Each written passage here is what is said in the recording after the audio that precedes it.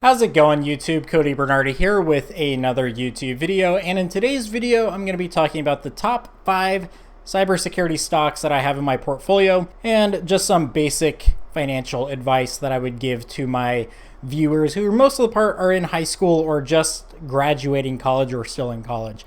Now, before I get in the weeds in this video, I just want to make clear I am not a financial advisor.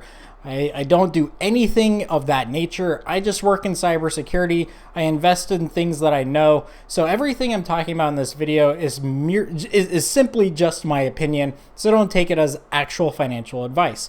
So like I said, these are the top 5 cybersecurity stocks that I have in my portfolio. Now, when I go to make a financial decision or an investment decision, there's only really one thing that I really care for, a couple things, but the number one thing is the product. What is the product and how easy is it to scale? How does the business get this product to the end user? So for my cybersecurity stocks, I'm mainly focused on SaaS products, software as a service. Basically what happens is XYZ company pays for this product, and all that business has to do is just send over an executable file pretty much, and that's it. So it scales pretty well. So with that out of the way, let's go over my top 5. So number 1 that I have is Tenable. Now, Tenable is a vulnerability scanning platform. I'm sure these companies can pitch a better, a better pitch of what their products are. I'm sure I'm probably missing a few things here, but for the most part, Tenable, I use that product frequently, as well as Qualys. But basically, it's a vulnerability scanning platform. So what they need to do, or for their product to work, is you have a scanner on a network. It scans for vulnerabilities, reports it back, and then the vulnerability management team will then triage those vulnerabilities and, I guess, reduce the risk in the organization. Now, dude. Now, when I say it's a SaaS product, they do have a SaaS variant of this called Tenable IO, which is basically just a little piece of software installed on computers, and it reports vulnerability data out to the endpoint, to the cloud. So basically, the agent on the machine gathers the vulnerability details on the machine, reports it to the cloud. There you go. There's no physical hardware that needs to be installed. It's all done in the cloud. So I recommend Tenable, not only because of the ease of deployment and the scalability of this product, but they also have major DoD contracts, and actually just federal contracts in general. And all these companies, I'm going to give a synopsis of why I think cybersecurity has a lot of growth in the next 5 to 10 years. But Tenable is one of the go-to platforms for vulnerability scanning. Next up, we have Palo Alto networks. Now, they provide intrusion detection and intrusion prevention systems, so firewalls, and I believe they have an EDR client as well, which is endpoint detection. Or is that what it stands for? Endpoint detection? I don't know. It catches malware and it gathers logs on endpoints and such like that and reports it to the cloud. So Palo Alto networks, so they have firewalls. They also have cloud-based firewalls as well.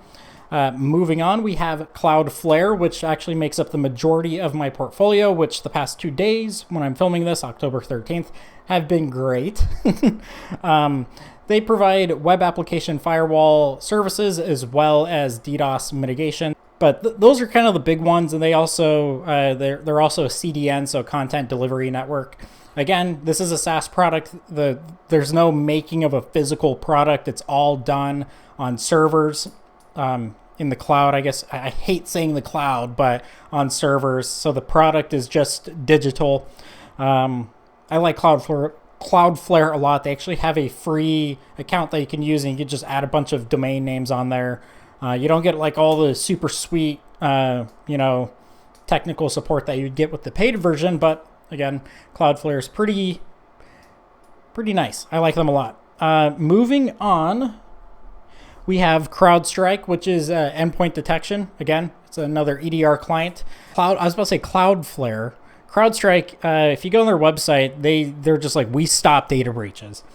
But the big thing that I go for is their SaaS product, which is the Crowdstrike Falcon. You'll find that a lot of corporations as well. And then the very last one that I have on my list is Splunk. So they are a data aggregator. So you'll get things like EDR data from Crowdstrike. You'll get agent data from Tenable or Qualys. You'll get threat intelligence feeds from like Recorded Future. Splunk will aggregate all that data into one location. I don't personally use Splunk a lot, so I'm sure I'm missing a ton about what their product does. But yeah, those are my top 5 cybersecurity stocks that I am going to be holding for the next 5 years at least. Now, the reason why I am saying cybersecurity in general is going to be a kind of lucrative field in the next 5 years, and you probably won't even hear this from financial advisors because it's so niche and so brand new that it hasn't even hit mainstream media yet. So the DoD, they're requiring that the entire defense supply chain, or DSC, receive a cybersecurity certification called the CMMC.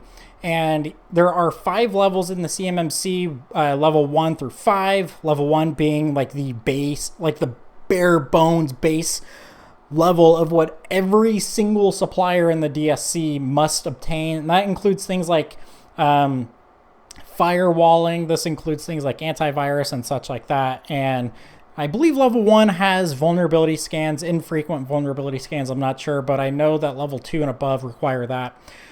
So you're going to have about 100,000 different companies like going out trying to find people like myself, which I'm in the process of becoming an RP and an RPO, registered practitioner. Basically, I'd be the ones consulting and helping these businesses spin up a security program so they pass their audit.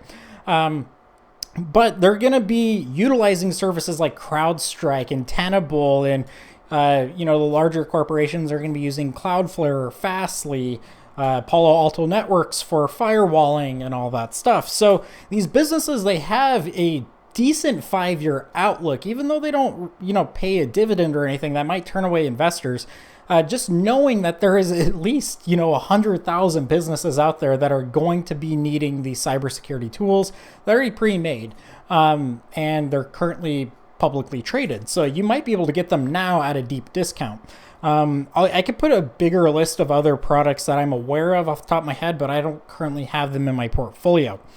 Now, with that out of the way, I said that I want to talk mainly towards my younger audience, the ones that are in high school or in college or just about to graduate college, and that is personal finances. Now, I kind of feel like I have a duty to do this because, like I said, a lot of my audience is, young, and they're getting into this field that is, it pays pretty damn well. I made a video about the finance, or how much I've made in cybersecurity and what you're able to make in cybersecurity. And I could tell you, when I first started out and I got my first big boy paycheck, I was very irresponsible about it. Again, this is just personal advice. This isn't actual financial advice, but this is what I would, tell my kids and, my younger friends. So if I have like a friend in, college or something like that, I'd tell them the same thing. So the number one thing I would say before you do anything that I just talked about, purchasing stocks and making these high risk investments, is to pay off any debts. Now, there's no particular order in this. I mean, if you want a very nice structured way of dealing with all of this, you have, Dave Ramsey's baby steps, and then you also have r/personal finance like flow chart that I actually just recently found out about, and it's pretty nice. But it's pretty simple. Pay off your debts. So if you have, student loan debt, you pay that off because, debt sucks. I paid off $50,000 worth of just random debt. It was so stupid. Never again. So pay off your debts, build an emergency fund. So an emergency fund is just liquid cash that you keep in a money market account. I personally keep it in a high yield checking account. I'm just putting it wherever I get the most interest for my money. Dave Ramsey says 3 to 6 months. I have like a whole year's worth of cash just sitting in an account. Obviously, best security practices in place, long password, 2-factor authentication, the whole shebang. You want to do that. It's good security hygiene. So you have a fully funded e-fund. And then once you get your first, job, if they have a 401k or anything like that, you want to put, 10%, 20%, whatever you're comfortable doing. For my 401k, I just put it in index funds. It's not like I can really choose which stocks I purchase. It's just, they kind of give you like, here's like a little list, and it's boring, but take advantage of that, especially if they match. And then you can fill up your IRA and stuff like that. For me personally, I went the Roth route. I'm expecting that I retire with a higher income than I currently make right now. So I'm taking advantage of Roth 401k and Roth IRA. Once those are, filled up, then I go over to the traditional IRA. And then you get the, the lovely, I guess, privilege of investing in high risk stocks like everything I just talked about. I say high risk because they don't pay a dividend. They're tech stocks. I mean, any financial advisor I could think of probably wouldn't tell you anything I just told you right now. They'd say, oh, stick to, ETFs and mutual funds.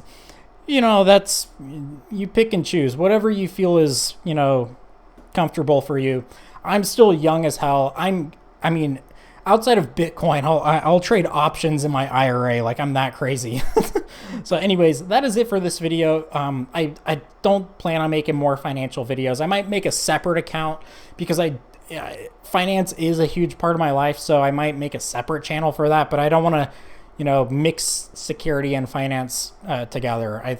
It's just weird. I already made one video and I thought that was enough, but I felt like this is still cybersecurity enough for it to be content for this channel. And then also, like I said, a lot of younger viewers, if you could just do the last part right there, you'll retire so happy. So happy. So anyways, that is it for this video. If you enjoy content like this, please hit the thumbs up button.